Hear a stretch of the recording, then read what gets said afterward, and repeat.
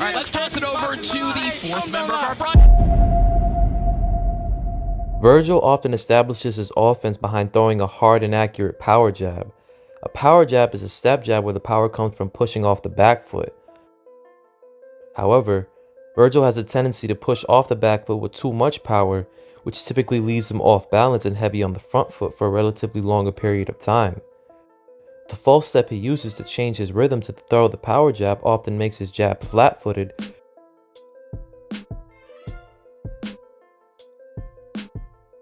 which tends to make his back foot swing left into a cross step, again, keeping him on the front foot for a relatively longer period of time.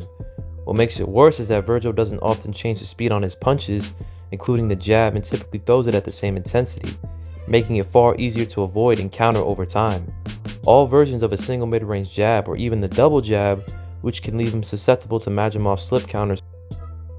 Madrimov throws bow and arrow jabs, where he frequently pulls his backhand away from his chin while throwing the jab, leaving him open to additional counters. He takes this step further when throwing jabs to the body, where he steps in wide, forcing him to recover balance on the lead foot to transfer weight to the back foot. His lead hand often doesn't return to his face when he does so.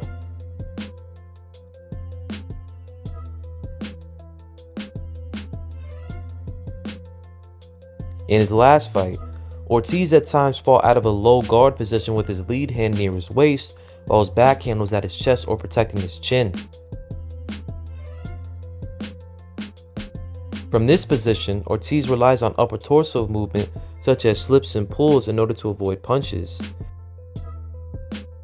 Unfortunately, he lacks the defensive timing to be proficient and gets hit frequently by jabs and crosses.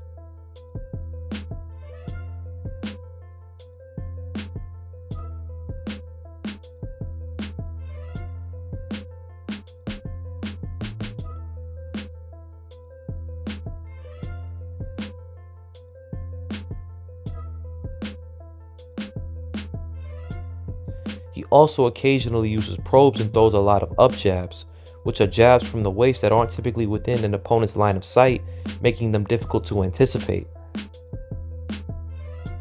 With that being said, since Ortiz is throwing the jab from his waist, it'll more than likely drop the hand down to his waist, and the low or even flailing backhand means both sides of his head are open to counters.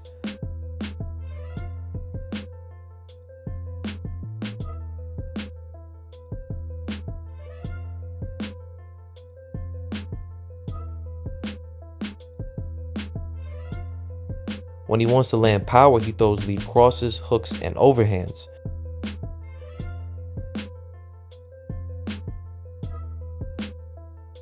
When he does this, he tends to have his lead hand low, leaving a clear lane for counter punches.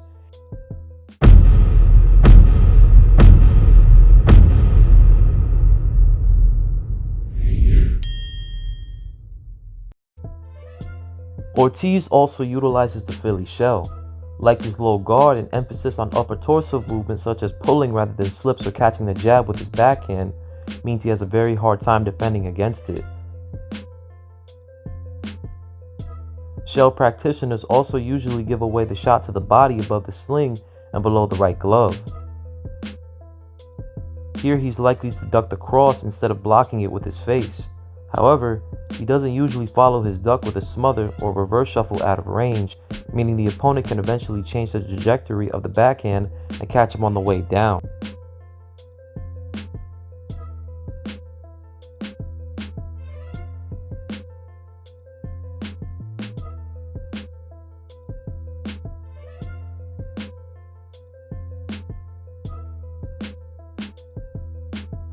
Both use an inactive high guard.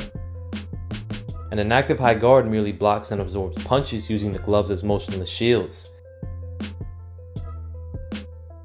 It possesses the same openings and flaws that every high guard practitioner deals with, such as hooks behind the shields, around the gloves or elbows, as well as jabs, crosses, and uppercuts piercing straight through the guard.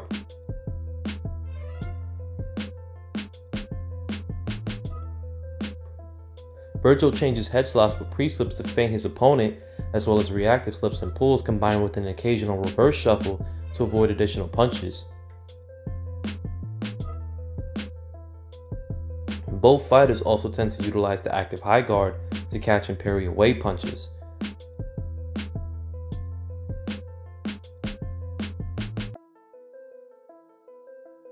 Madrimov uses the active high guard that reacts to specific punches thrown. One of the active high guard's practitioner's biggest threats is a fighter who uses a myriad of feints, which happen to be a strong tool in both fighters' skill sets. From previously mentioned pre-slips to jab feints, foot feints, and level changes to freeze and puzzle their opposition. Feints are intended to disrupt their opponent's timing as well as bait out defensive reactions and tendencies to take advantage of later on in the fight.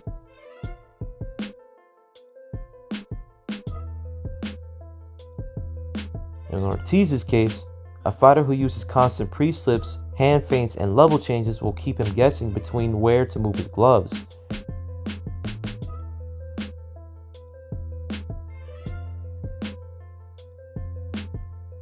On top of that, Vergil tends to reach with the backhand in order to parry without the use of a step back to safely stay out of punch range.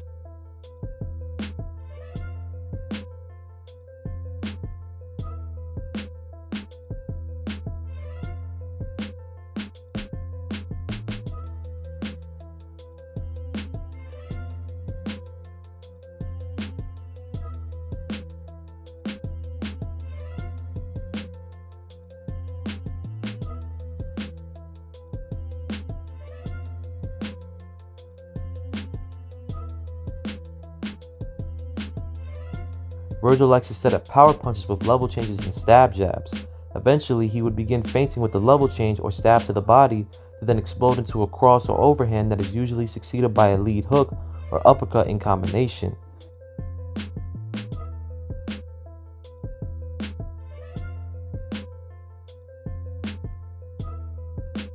With that being said, Vergil often fails to properly change levels when throwing the stab jab.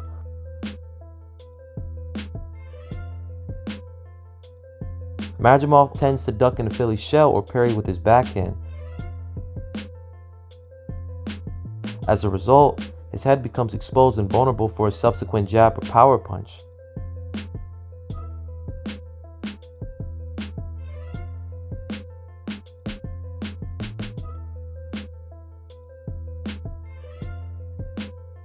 Both fighters are aware of positioning and step to angles on the strong or weak side.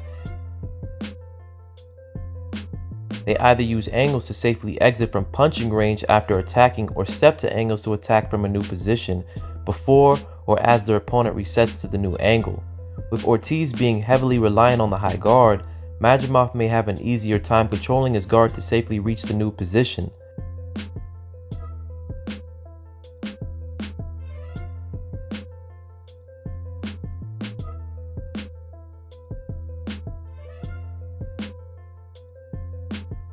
However, Madrimov prolongs the process by taking additional steps to reach the new angle, allowing his opponent to have enough time to match the new position to defend or attack. Ortiz has shown good fundamental footwork which can neutralize the tactic. He'll often step and pivot in or out accordingly, occupying the space his opponent left, forcing a reset in equal positioning. Madrimov's footwork has a litany of issues. To start off, he tends to step back foot first when trying to close distance. He steps forward with his back foot gathering his feet, which leaves him standing straight up in a non-boxing stance. Crosswalking is another issue, as he would literally walk into range and out of stance, compromising his balance and limiting his offensive and defensive options. Ortiz can take advantage of Madrimov not being set in stance and time him on the way to equal positioning. Madrimov also tends to reach with the backhand, which often resorts to his back foot coming off the ground as he propels himself with forward momentum on one foot, typically landing in a squared position, which compromises his balance linearly until he resets back into a bladed stance. As a result of a compromised base, his defensive options are severely limited and makes him vulnerable to counterpunching.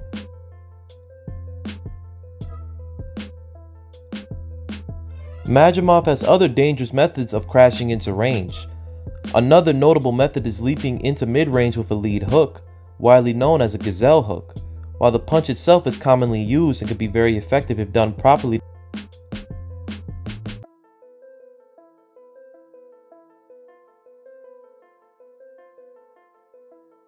It's not a punch you want to throw on a regular basis. As Madrimov leaps forward with the hook, his feet become airborne, completely leaving his base, with his backhand often away from his chin, leaving him open to counterfire.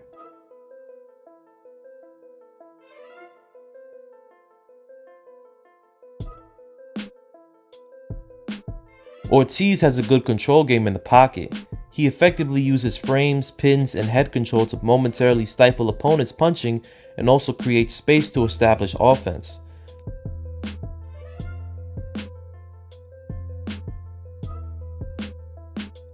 However, when Ortiz isn't using controls, he'll often let his hands go with combinations at a high punch rate while in equal positioning, essentially hoping to make his offense his defense.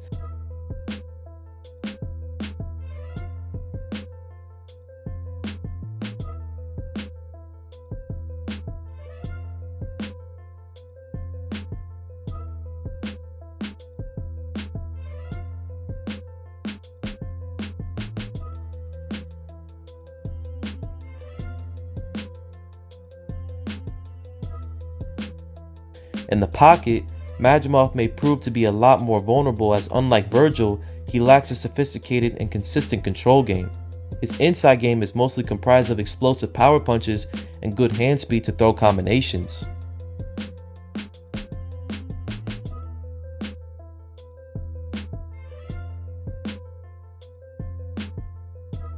This is a competitive matchup between two top light middleweights that possess many of the same tools in their skill sets. Both are skilled counterpunchers with very effective feint games. However, I believe Ortiz has the skill set to outwork Madrimov. Madrimov's ability to use angles will likely be far less effective than usual, with Ortiz possessing the footwork necessary to match and counter the new position. Ortiz isn't nearly as patient as Madrimov's past opponents and will more than likely take him to uncharted territory by bringing the fight to the former champion. With little to no experience against pressure fighters in his professional career, Madrimov's ability to control distance and fight off the back foot is a bit of an unknown. However, if Ortiz chooses to up the pace, that can open him up for more counters that Madrimov can capitalize on and potentially hurt him. Based on both fighters' track records, this guarantees to be an action-packed fight with many exchanges and equal positioning. However, I'd have to favor the more technically sound undefeated rising star to have his hand raised, but with Vergil recently getting floored twice for the first time against a natural 154-pounder, I also give Madrimov a great puncher's chance. Let me know who you got in the comments section below. Peace.